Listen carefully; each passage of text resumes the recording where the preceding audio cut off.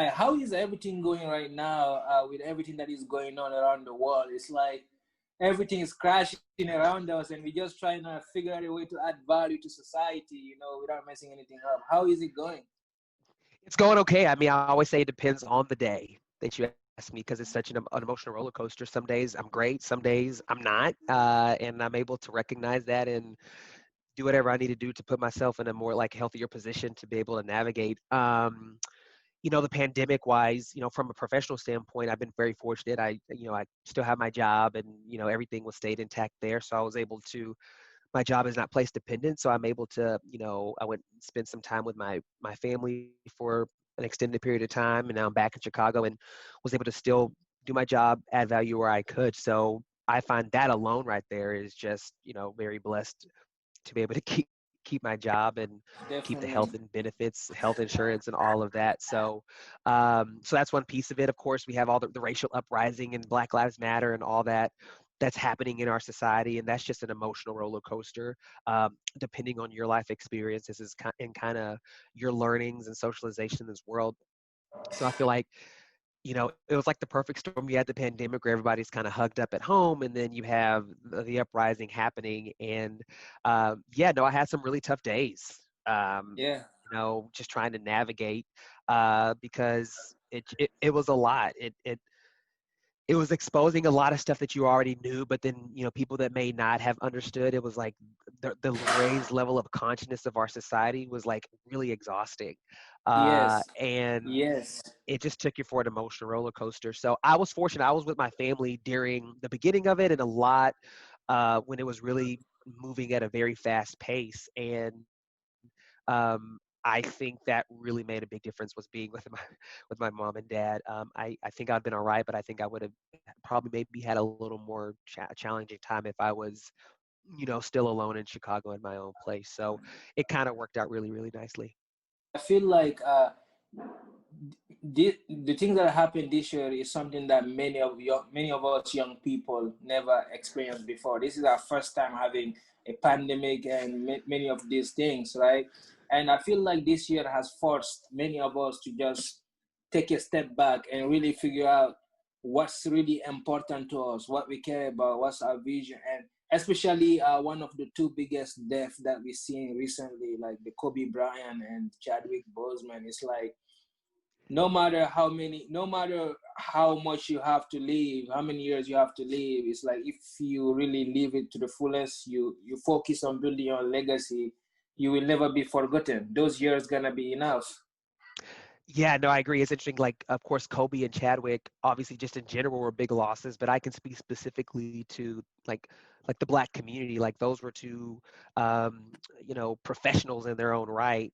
Yeah. Was a big loss for our community. It's a big loss for the world. And the pandemic has forced us to slow down. I know, but it's also forced us to do a lot of self-reflection Yeah. because I think we were moving really, really fast before. Yes. I can speak Yes. for myself. You're just kind of moving to the next thing on your checklist, the next goal, the next external form of validation, whatever that may be for you. Yes. Trying to Yes. hustle and trying to get to the next level and try to, I'll sleep when I'm dead kind of mindset that just permeated our culture. So Mm. COVID obviously forced us to slow down. And I know I can speak for me, it made me do an inventory of my life. Like I started thinking about experiences that I had growing up and how Wow. they shaped me in ways and how they impact how I navigate through the world today. How a lot of it has helped me and a lot of it continues to help me, but how a lot of the things that I experience and how I deal with things were unhealthy, and weren't to the best of what I needed to be and where I wanted to go. So it's this Yeah. continual like recalibration of like what's important to me. Am I living that out? And if not, what small sustainable changes can I make to create the life that I want? And you'll hear the term agency thrown out a lot. Like we have agency. Yeah. You have everything that you need to create the life that you want. And I think that people are pausing and just thinking about like what do I want, and really letting go of expectations of the world, but expectations of who, what you thought your life was going to be or where you think you're going to go, and just thinking about it. And it may look Definitely. different. And the next piece is having the courage to like execute and live that out. How was your experience there in the business school? Um, so it's so funny. I did experience feeling other, being the only in certain spaces. Absolutely, it happened. Mm, mm. Um, and then, then you start talking about imposter syndrome and all the things that you experience when you're in those spaces. I couldn't verbalize it. I didn't have the language for it then, but Exactly. it was happening. Now that I'm 29, I'm looking back, I was like, oh, that feeling like you're not belonging in the space, the feeling that you can't speak up and bring your experience because you're afraid that people won't understand it. The way you're seeing or how you say it may not be received.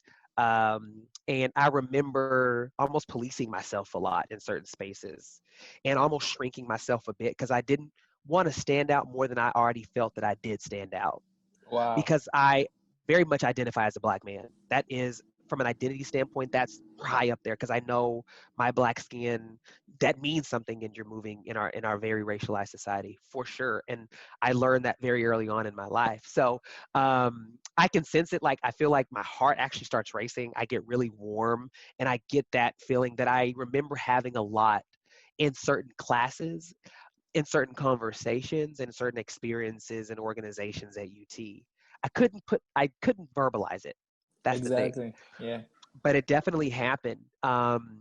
But you know, again, I lean back on the tools of like where I grew up, and my parents are awesome at building community wherever they go.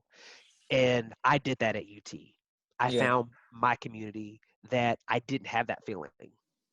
And you have class, but class is not 100% of the equation at UT. You spend a lot of your time in social circles, going out, hanging out. It was very important for me to find that space where I belonged. And I noticed as I progressed through UT, at the beginning, I was feeling I was trying to be in spaces that were deemed as where you get your network and where you kind of make your I, moves and build relationships. But often that was that was, again, that's a perception. yeah, exactly. And often that's not in alignment with where you as a black person need to be for your like mental and emotional health. Exactly. Oftentimes they're two different realms. I found myself by the time in a UT, I was literally only doing things that made me feel, that I was a part of the space, and less worried about. And I couldn't verbalize that then. I can verbalize it now, what I was doing, what I was experiencing. But that's what was happening. And I remember, letting go of some student group commitments, student org commitments, not running again for certain boards or organizations, and drilled it down to a couple, um, where I kind of found my family. Exactly. Exactly. And yeah, even sometimes as you're growing up, when you're younger, you tend to believe that when you're trying to change the world, you want to solve every issue around the world. But Yeah. that's not, you don't need to do that. All you have to do is to focus on one issue and make sure you solve it. And then it's going to be enough. It's going to be enough for you. And what you're designed to do. There are certain issues that I care about. I'm actually maybe like I'm not designed to do that. Like I'm not Yeah. built for that. And that's Yeah. fine too. Somebody's in that lane. We all got to find out what our lane is, because everybody has a role to play in all of this. Um, Mm. it's interesting. I use this analogy a lot. It's when I used to fly into Chicago at night. The skyline is beautiful, and it's Mm-hmm. made up of thousands of lights that make up that Mm-hmm. entire skyline. And the reality is, if half those lights decide not to dim their light, the skyline's gone, and it's not as beautiful anymore. And that's Yeah. how I view our world, is that everybody has their light, that thing that makes Wow. them. And Yeah.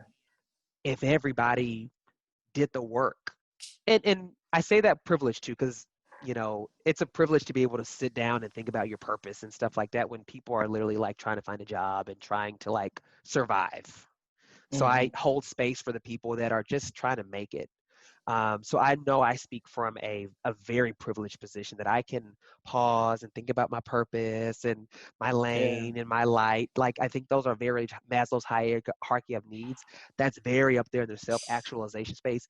The problem is in our society, we have so many people on that bottom layer barely making it. We got to rethink our Mm, system. So, but definitely. that's not, that's I not my don't. lane necessarily. Yeah, I know that issue to But solve. going back to that analogy, um, if we had a system that allowed for everybody to be able to focus on that light, the beautiful skyline that we can make as a society.